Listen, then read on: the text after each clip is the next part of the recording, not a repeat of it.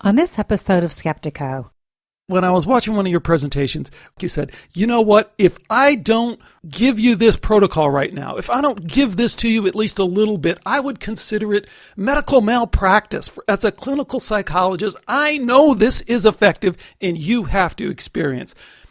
Now, that's awesome on the one hand of getting it out there, but it also does bring into focus just how out of a line we are in medicine and in clinical psychology. Let me quote you. This is a direct quote from a veteran who took part in one of our studies in Miami. And he said, every intervention I've had to date to help me heal through my post-traumatic stress has always started with what's wrong with me and trying to show me what's wrong with me and how to fix and change what's wrong with me. He said, you're the first protocol, you're the first intervention that has started with what's right about me. And now that I know what's right about me, I'm willing to face my worst nightmares. Stay with us for Skeptiko.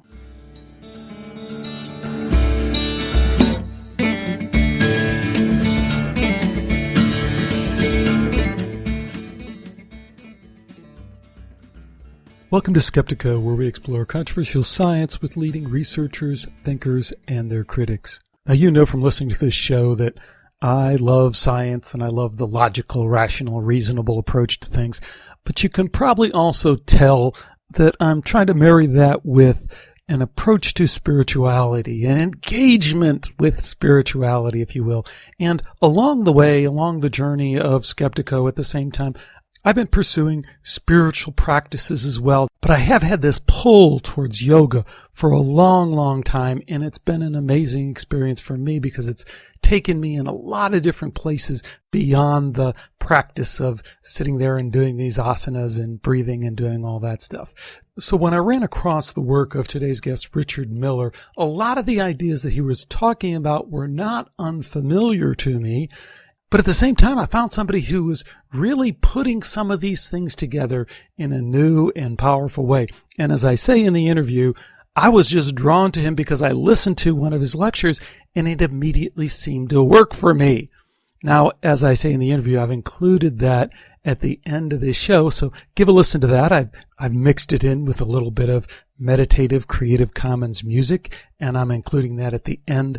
Also have it as a separate download if you want it, if you find it useful. So the exciting thing about Richard's work is it seems to work, at least for people like me.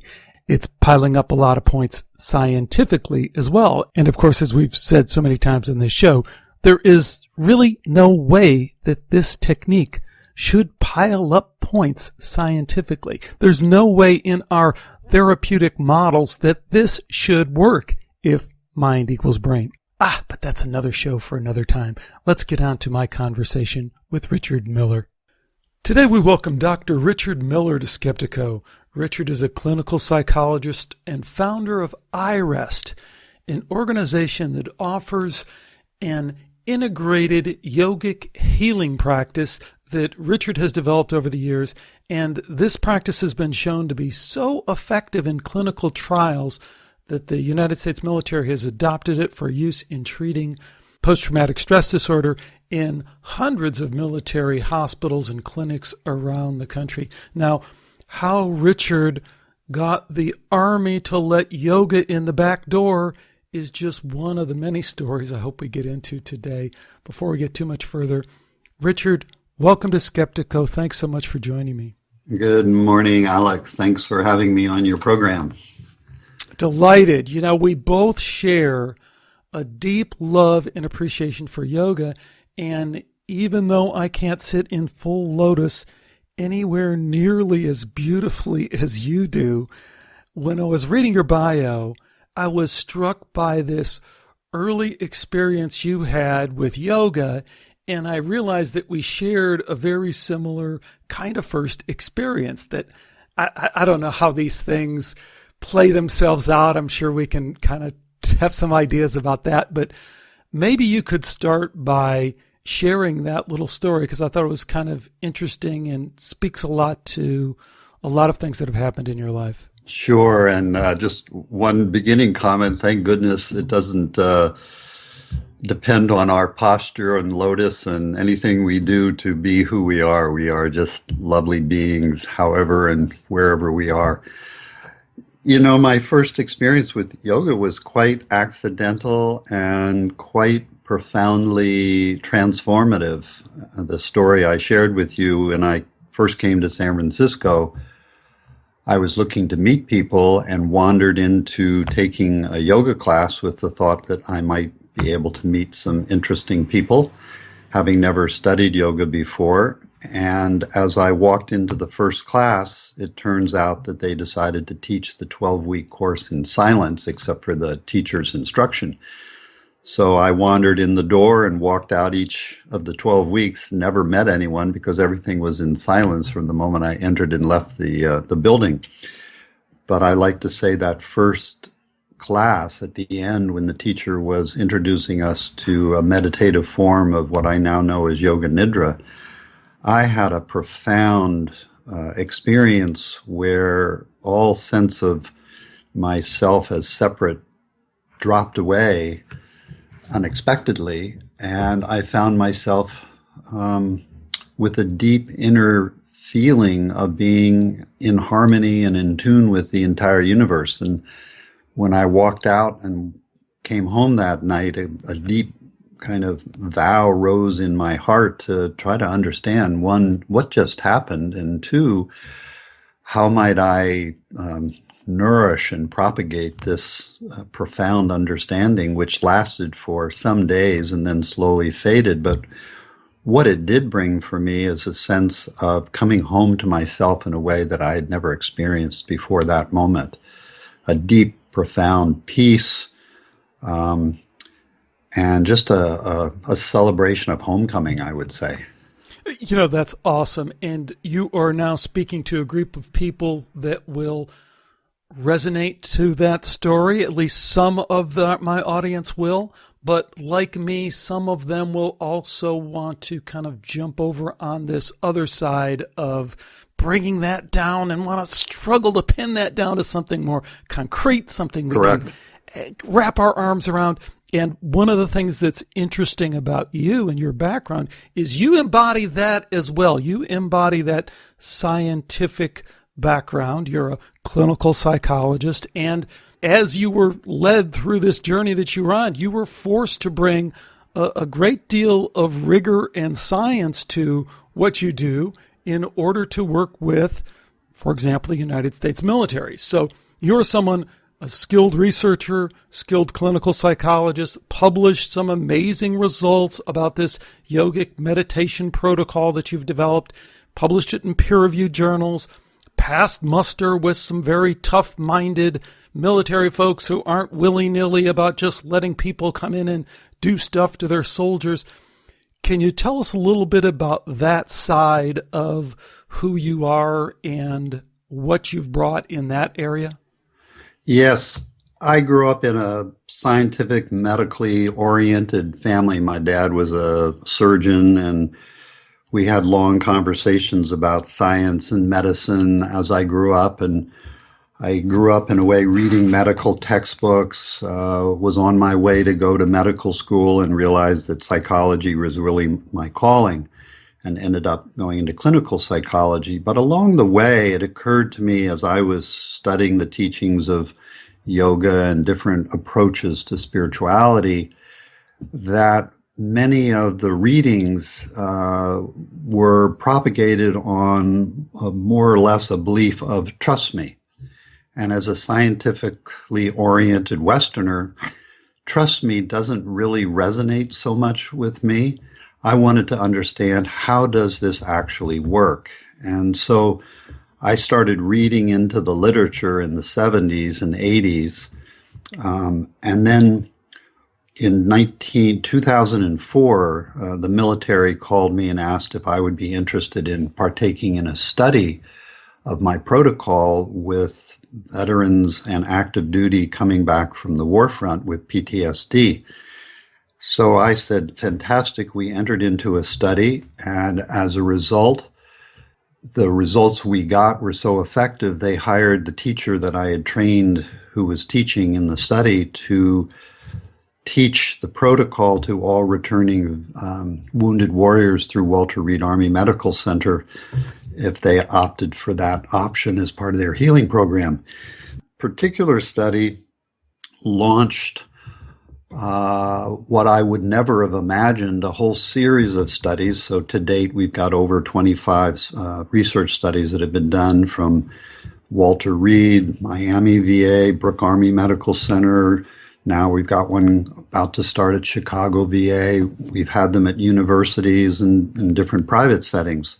So we've been studying how does this protocol actually affect things like post-traumatic stress, chronic pain, anxiety, sleep disorders, as well as propagate a deep inner sense of well-being. So I'm glad to say I can now answer the question, don't just trust me, here are the results that we have that are statistically showing that this particular approach to meditation does work, and here's what it does and can do for you. And to date, I've trained over 3,000 teachers worldwide who are now bringing this into their different settings in North America, Australia, England, Australia, Germany. So it's quite amazing to see how I think the science has propagated and helped support the coming home of this protocol into so many locations. And Richard, just let's interject that is through this organization that you've founded that people can find called iRest, and that's where the training is kind of funneled through and where you've brought all this technology, if you will, to a focal point. Is that right? It is true, and there's a funny story here. When I first came to the military, or they came to me, they said, would you change the name of your protocol, which was back then called Yoga Nidra? And they said, we don't do yoga. We're military, and yoga is for sissies, actually, one fellow said to me. And so I thought long and hard and changed the name to Integrative Restoration. Integrative because it integrates our psychology and it gives us a grounded sense of self. And restoration because it restores something to us that never is capable of being hurt or harmed, that's always whole. And then I thought of the acronym IREST, a small I, because it's helping kind of put our ego in its rightful place, and rest for restoration. The military said, that's fantastic. We can do integrative restoration, IREST. But then at the end of the study, after a few months, they came back to me and they said, we like what you're doing. This is showing great results with our military or veterans. So you can call it Yoga Nidra if you want.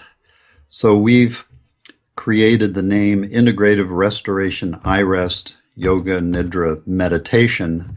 That way we can go into military settings, homeless shelters. We're now working with women who've been rescued from human trafficking, and we can call it integrative restoration. That has a nice secular ring to it. But if I go into a yoga-oriented group, I can call it Yoga Nidra. Or if I go into a meditation-oriented group, I can call it meditation. So the long and the short is we're trying to bring it to different groups, showing that it's actually a secular program. Anybody can utilize it irregardless of their philosophical, religious, or spiritual stance. It's really basically a series of inquiries that we make, experiments that we make into who we are and how we function, and it's been shown now to help heal things like post-traumatic stress and anxiety, and help people get a good night's sleep.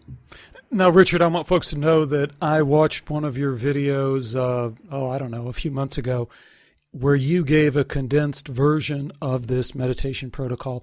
And personally, I found it so powerful, so meaningful, useful, whatever word you want to put there, that I've incorporated it into my regular practice. I actually mixed it in with a little music. And with your permission, I'm going to play that at the end of this interview, because there's no substitute for talking about it than there is for hearing this and hearing just the little unique ways that you have adapted. You know, almost anyone out there is going to be familiar with some kind of meditation protocol, if you will, someone doing a guided meditation kind of thing.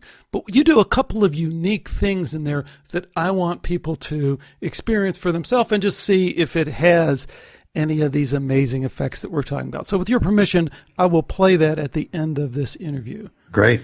I like what you're saying. A picture is worth 1,000 words. Actually experiencing it is what we want. We can talk till we're blue in the face, but the experience is the most important. Okay, so then let's switch gears for a minute, because I hope by now you get the sense that I am with you, man. I am with you. I'm supportive of what you're doing. I want everyone to experience it, because I think if you're at the right place in your life, in your journey, in your practice, whatever, this could be meaningful to you.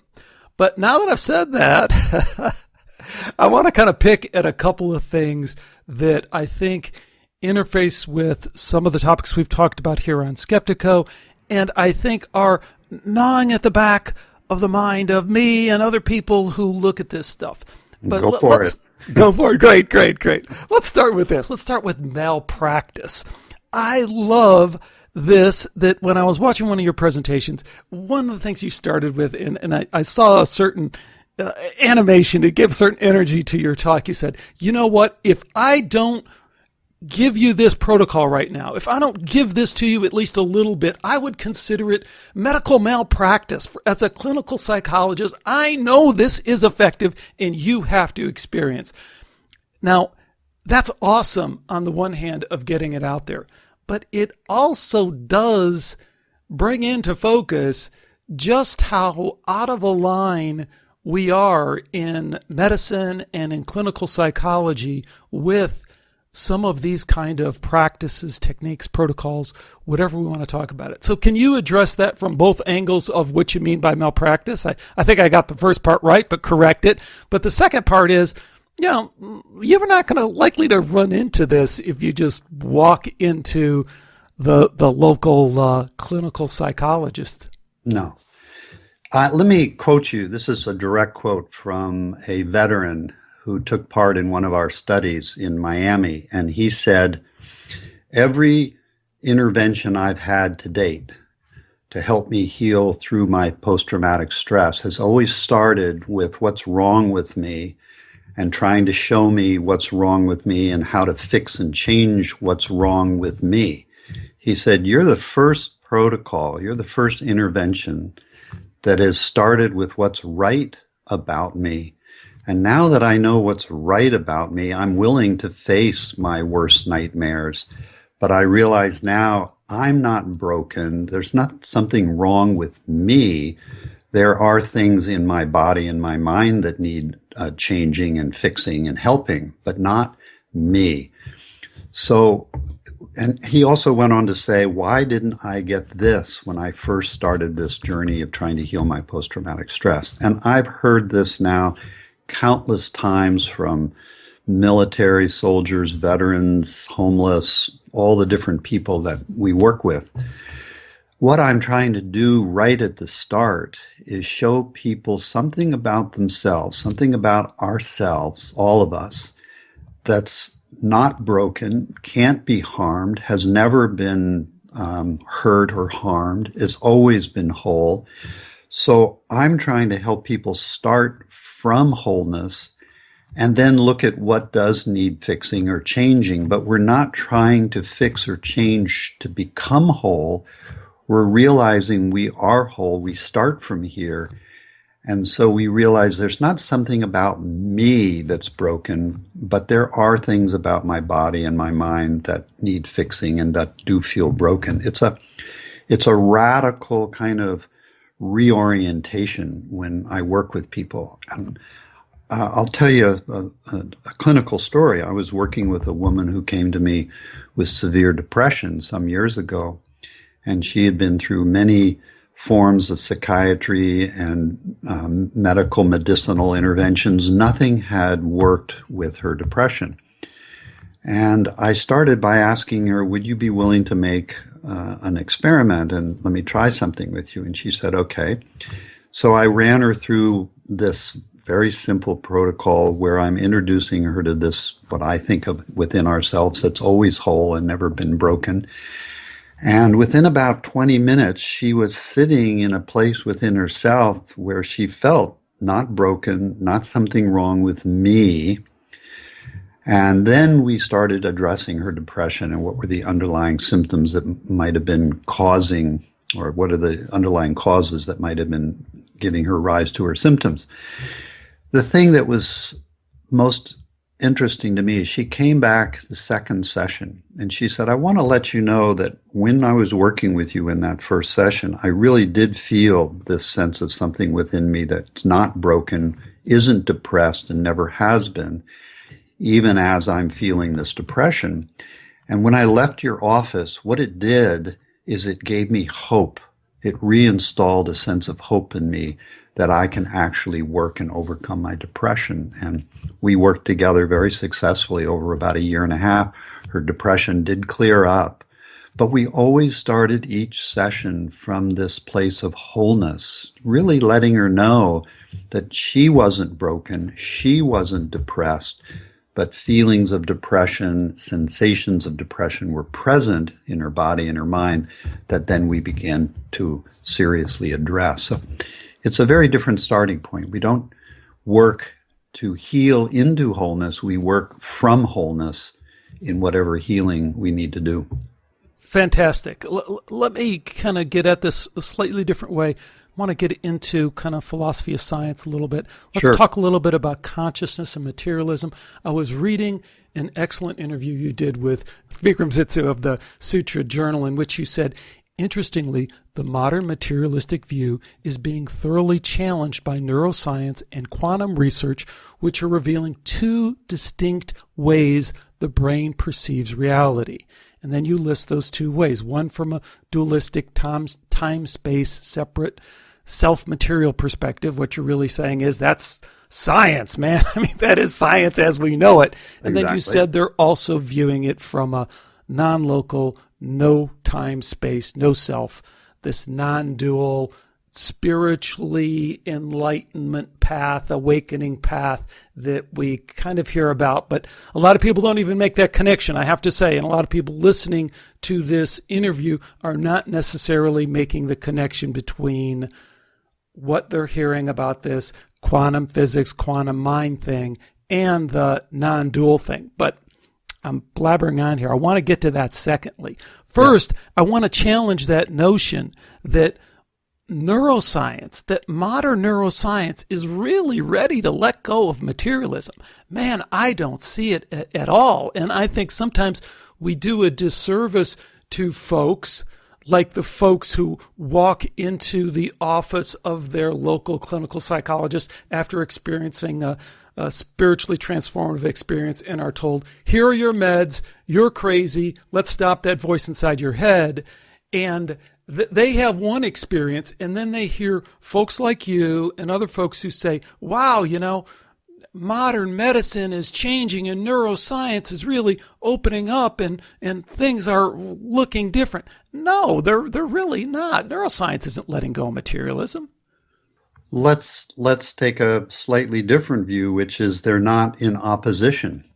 And I'd like to actually take the word spiritual, and which means simply an inspiration, an in-breath, an ability to have an insight into something of ourselves that's greater than our limited sense of self. But let me put that off to the side. What neuroscience is showing is that there are two very distinct aspects to the way we see reality. One is our genetic coding through our five senses and our thinking mind and our eyes, our senses, which are programmed to create a sense of border, boundary, separate objects, so that when I look at you or I look at a tree, I see a separate object that has borders and boundaries and limitations. That is built into us, genetically encoded. We cannot not see separate objects.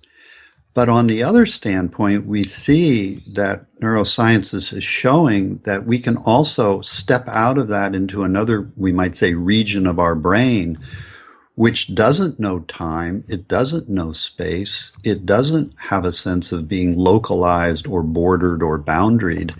It feels itself as this unboundaried, infinite, outside of time, outside of brokenness.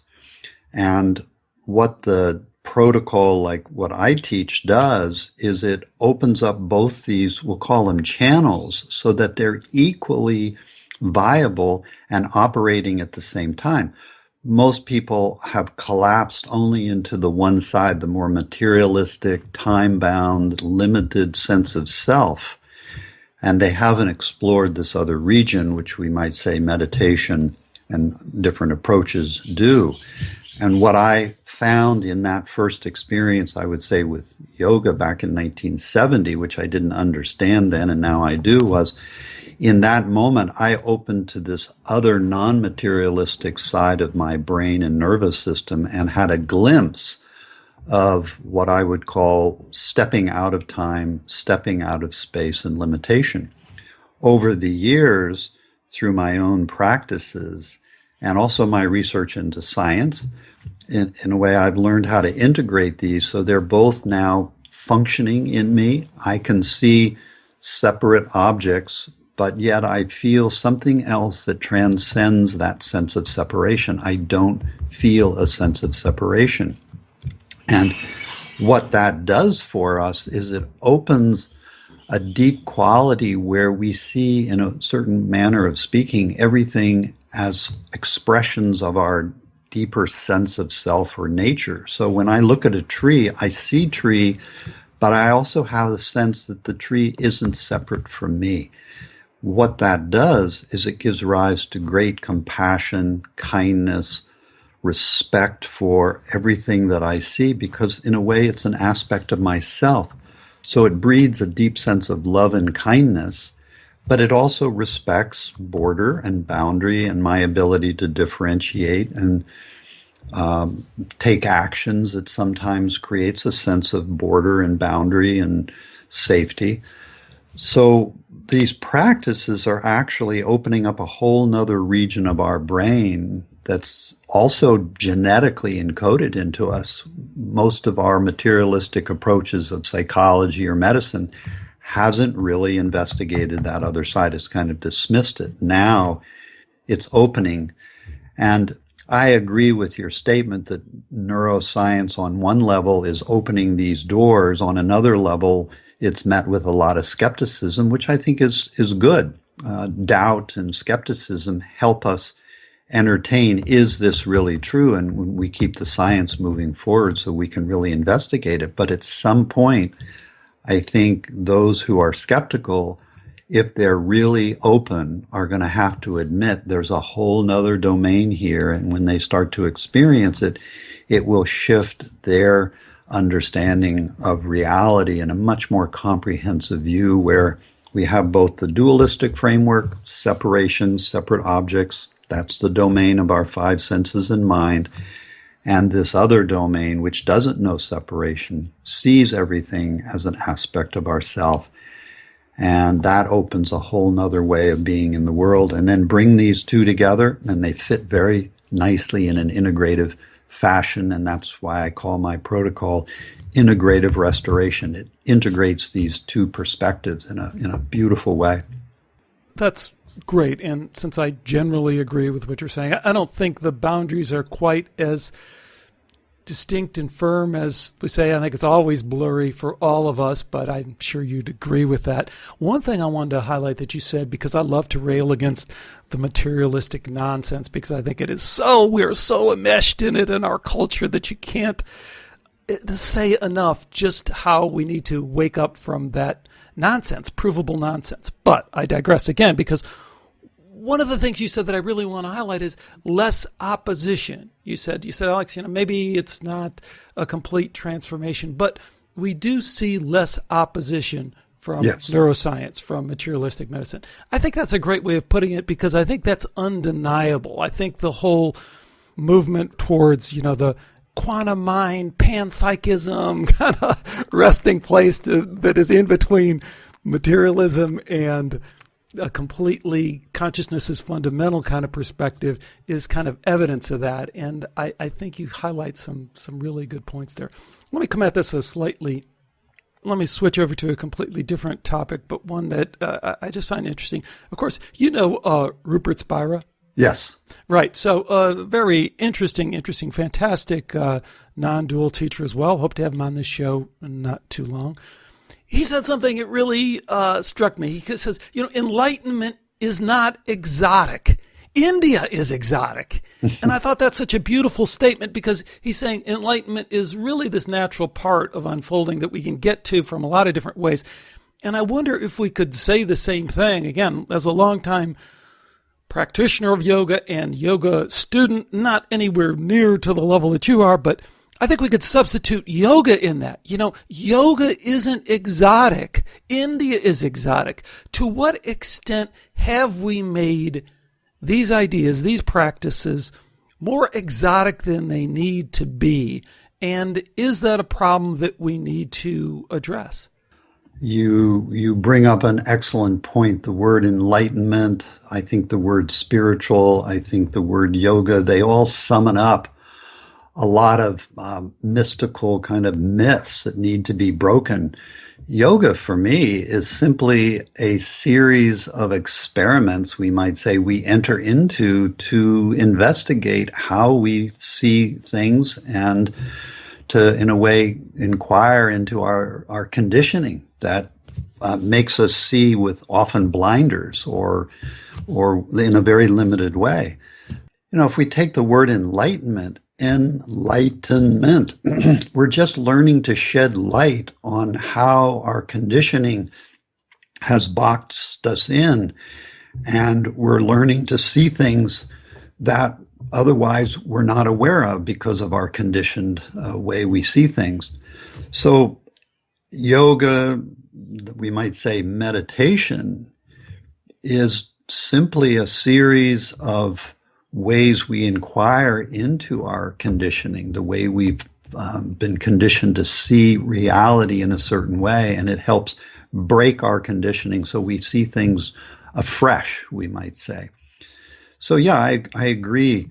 This aspect of India is exotic, but yoga to me is just a series of simple inquiries, meditation, simple inquiries that enlighten us. It brings new understandings that we didn't have before. The other thing I think it points to is this often heard quote, every great cause begins as a movement, becomes a business, and eventually degrades into a racket. And I think we've all experienced that along the spiritual path as well as along the just self-development, self-improvement path. How do we avoid that? How do you avoid that? Do you have any concerns about that? I'm glad. I'm a pragmatic optimist. I know in the end it will be overcome, and pragmatically, I know it takes time. You say it can degenerate into a business. The beauty that I see about us as human beings is we have an inner compass. When we begin to go away from a truth, something that's really a reality, something in us starts to feel something's not right here. And we can go away, far away and say where yoga degenerates into a business and however you were saying it.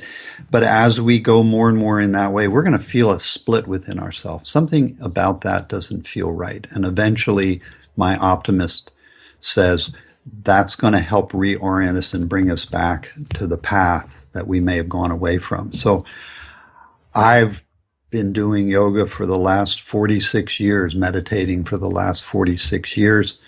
At first, yoga helped open me to great insights, and then I would say I began to stray more into the more materialist aspects of it. And the more I did that, something within me just didn't feel right. And I kept following, what is it about what's happening that doesn't feel right? And it kept bringing me back to what I will call a deeper truth and a deeper understanding. So, yeah, everything degenerates eventually, but optimistically, I hold that eventually we'll always come back, because we can only stray away from the ground of truth so far. We see this in the world today, all these acts of racism, violence, hatred, reactionary movements. That's, for me, people who are separating and going farther and farther away from themselves. We can only go so far, and then we'll start that return journey. And those of us who are holding that deeper understanding, because we went away and came back, we're now able to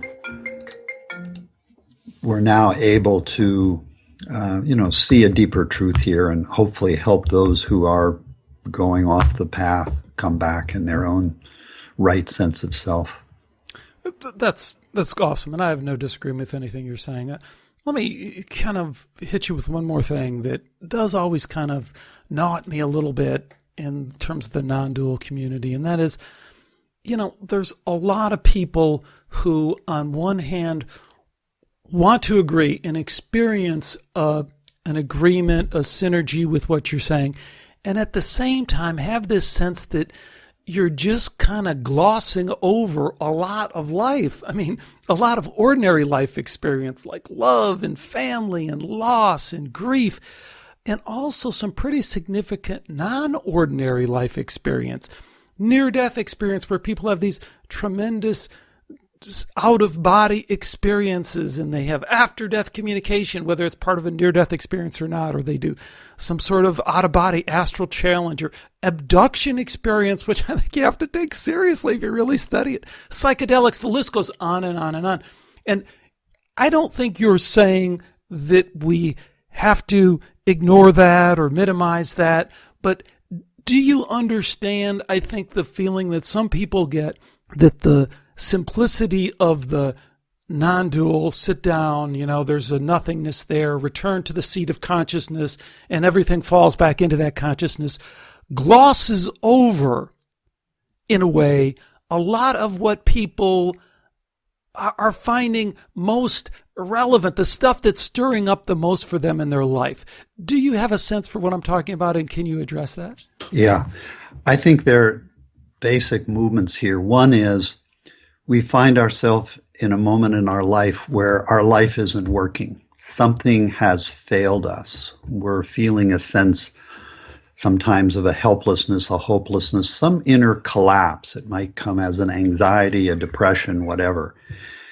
And we try all sorts of ways to go through it. And ultimately, we may take up meditation, the practices of yoga, the practices that we're talking about here. And there's a moment where we open to this other realm, which we might say is timeless and spacious and open.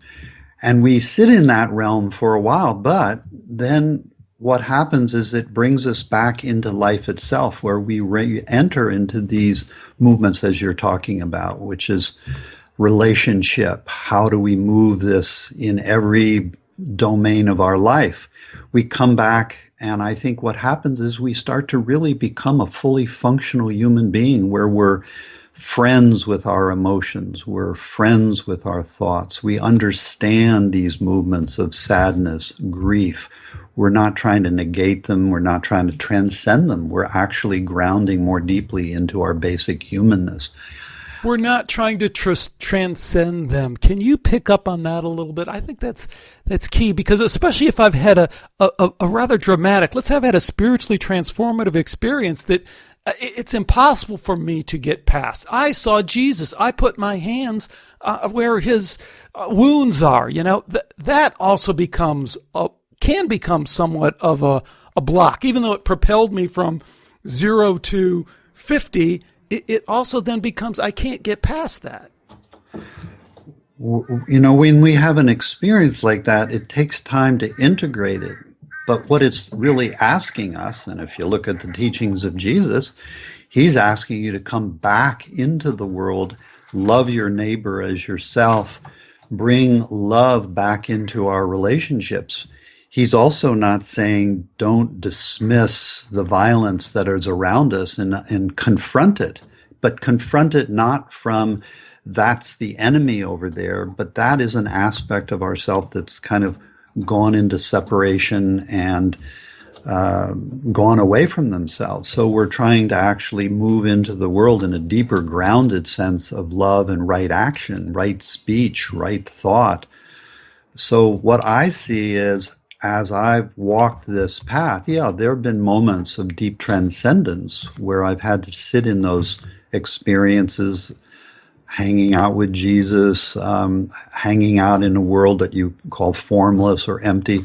But then the real movement of meditation is to come back into the world, re-ground back into all the different emotions and feelings that I have as a human being, and how now do I take that into my relationships, where my relationships now deepen and are much more, what should I say, much more authentic and real than they may have been before when I was just caught in certain conditioned beliefs. So if meditation is really working, we're becoming deeper, more profound, more loving and kind human beings, not trapped in mystical experiences.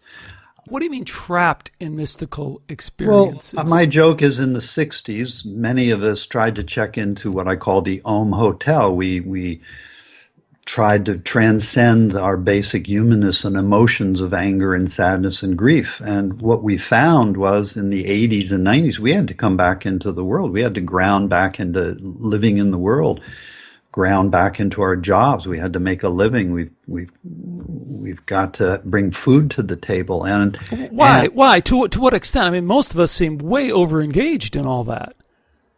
Way over-engaged in that making money and getting on our iPhone and making sure that our emails are up to date and all the rest of that stuff. I think, yeah, of course. But now we're talking about balance and harmony. If we do too much of the materialistic striving for money, striving for fame, we will start to feel something in ourselves that isn't working. The practices of meditation help us look at what isn't working, rebalance it. And then, yeah, we have to come back. We still have to put food on the table. We still have to have clothes on our back.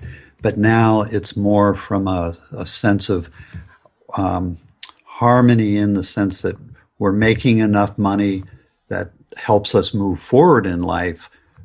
But we're doing it in a way that also we're looking at the people around us as our brothers and sisters. How do I help them when they're struggling? So it's no longer just about me, it's about us. And I think that materialistic view and striving for fame and fortune and money is all about me. When that me is really seen through, it becomes about us. We are a integrated community here of like-minded people around the world, which we're trying to help, not just be out for myself only. Richard, tell folks a little bit more about what you do, how people might run into you on the trail, maybe find some of this training. Can they find it at iRest? Can they find it in some of your seminars, through some of the other teachers that you've taught? How do people go about it? If they're going to listen to this, and if it, has that moment of boom, a resonation with them, then they want to know more. How do they go about it? I think the first part is to go to the website, www.irest.us, and they'll find workshops, retreats, trainings that I and my teachers are doing around the world. We also have literature, CDs. I've recently written a book called the IREST Program for Healing Post-Traumatic Stress. I've got CDs on how to get a restful night's sleep, because many of the veterans that we're working with all the way back to Vietnam, Korean, and even a few World War II, they said as they do the IREST program, they've gotten the first good night's sleep since, say, Vietnam. So they can go to the website, irest.us, where they'll find plenty of portals into all of our offerings, both here in the United States and around the world. Great. Our guest again has been Dr. Richard Miller. It's been fantastic having you on. Thanks again so much, Richard. Thank you, Alex. Okay, man. That's it. You're great. You know, I was so, I woke up this morning after all of this Orlando fiasco, and I wrote a little piece on Facebook just about, we've got to get over this racism and hatred and vitriolic diatribes that are going, and just come back to seeing each other as brothers and sisters. My God, how far do we have to go away from one another before we finally realize we need to come back? Jeez, boy, I don't know. See, that's the part, and that we just kind of touched on. I don't know if I agree with that. I mean, people rail against. I don't know what's going to happen in Orlando, how it turns out to be. But if the script is like all the other scripts, it's going to turn out to be going to have links to government-run operations that are trying to undermine the Second Amendment. And I have to say that I've never owned a gun in my life. I've only shot a gun one time when I was in Alaska. It's kind of a prank, but there are other forces at play. Not to get political, but ISIS is a Al-Qaeda operation that is funded by the United States. I mean, we are the excess of evil in the world, and we do a lot of wonderful things too. And who knows what would fill that if we weren't there, whether it be Russia or China, it'd be a lot worse.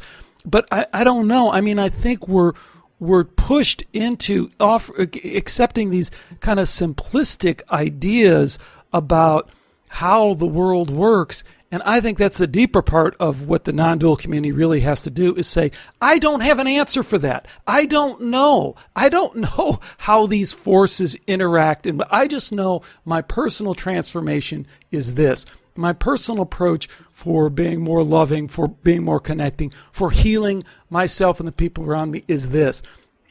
I'm real uncomfortable when we start talking about Orlando, because I don't know what the fuck happened in Orlando, and I don't know if it was a CIA operation. What I'm aware of is like Orlando pushes me back to, what's my garden that I've been given to tend? Am I really tending it? And yes, everybody has, I'm convinced, their own garden. If they would only tend it, all these aspects wouldn't be happening. So all that does for me is it gets me more engaged in tending the garden I've been given. So working with the homeless, working with the women who've been trafficked, working with the soldiers, and working with my neighbors and my family. So yeah, I think it forces me back into, am I doing all that I can with the tools that I've been given by life? I wish everybody would just tend their own garden and we wouldn't be seeing all this crap going on. I agree with you. Okay, well, thanks again so much, Richard. I really appreciate everything that you're doing, and I will definitely send you a link when I get this thing up in about a month. Thanks again to Richard Miller for joining me today on Skeptiko. One question to tee up from this interview before I get to Richard's guided meditation, which is going to immediately follow this outro, so do stick around for that. Why does Richard Miller's meditation protocol work? Why specifically do you think this protocol is so effective? I have some definite, strong ideas that are my answer to that question, but I'd love to hear what you think. The place to do it, of course, is through the Skeptiko website. From there, you can bounce on over to the forum and join a conversation, leave a Facebook message or a Facebook comment, or just drop me an email. The important thing is that you connect with me, connect with the show, connect with people who are interested in these ideas. Because let's face it, it's sometimes hard to walk this path in the busy, materialistic world we live in. So joining together, sharing these ideas, bolstering each other might make it just a little bit easier. Well, that's going to do it for this episode of Skeptiko. I have some good ones coming up. Please stay with me for all of that. Until next time, take care, and now do stick around for Richard Miller's Questions as Being.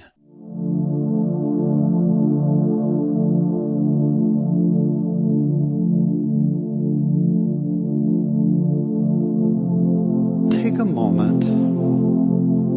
You're not yet ready to go on to the next thing of doing, and you're just sitting here in a delightful sense of being.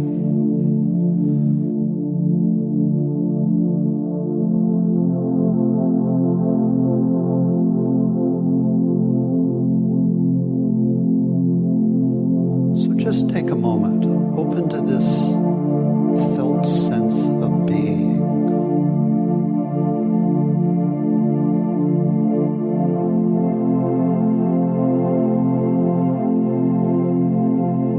For some of us, that even may be the felt sense of being awareness.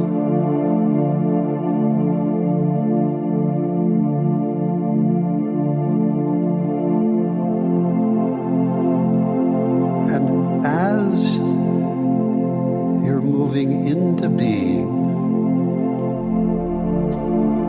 can you make the shift from being in being to being as being?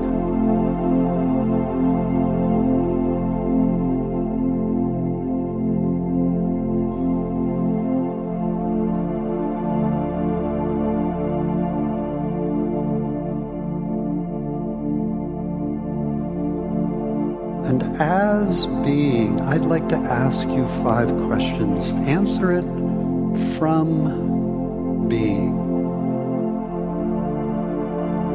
So as being, how would you describe your location?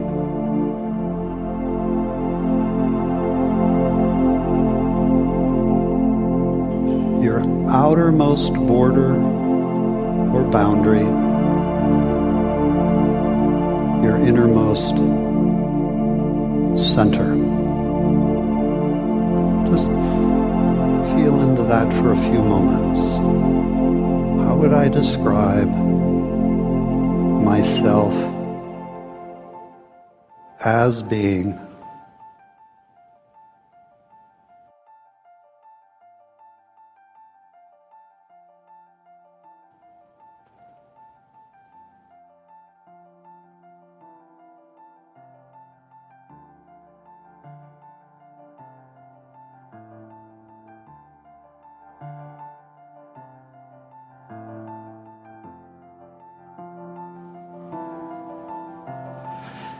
And the second inquiry, as being, when you're just being, what's happening to thinking?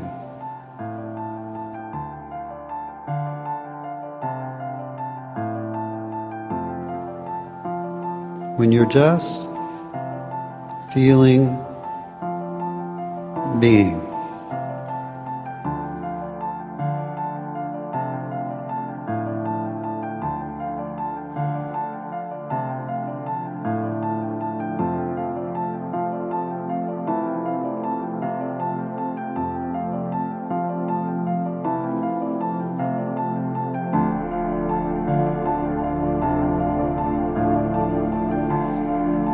And so we might ask, when you're just being, what time is it? What's your relationship to time?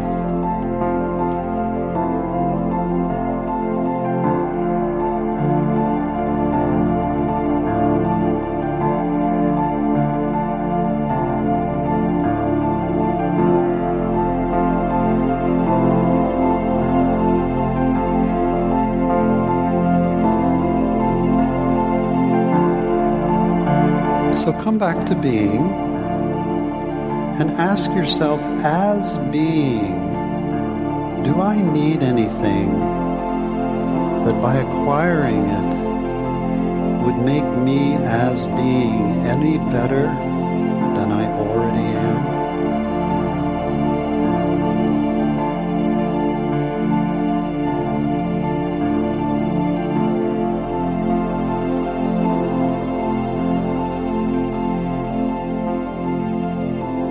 Do I, as being, lack or want for anything?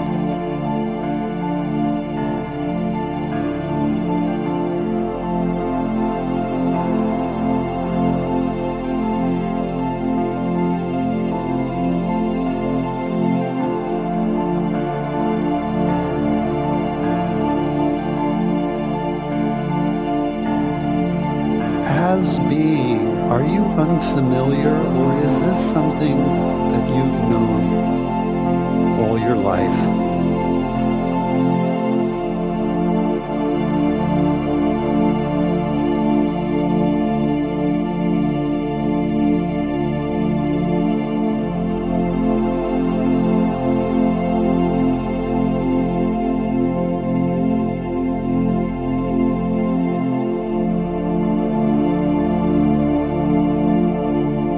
fifth inquiry, as being, is there anything special I need to